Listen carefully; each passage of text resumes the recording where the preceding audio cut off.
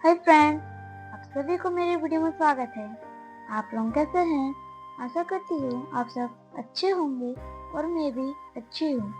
रोजाना की तरह आज भी मैं एक न्यू मेहंदी डिजाइन लेकर आई हूँ। साथ में एक शायरी भी लाई हूँ।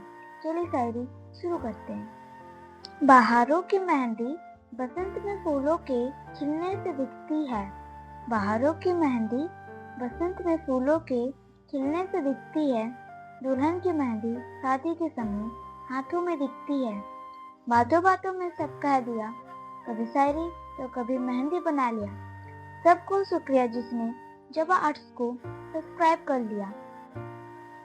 आप लोग वीडियो में बने रहे। वीडियो अच्छा लगे तो लाइक, कमेंट, शेयर और सब्सक्राइब जरूर कीजिएगा। Thank you.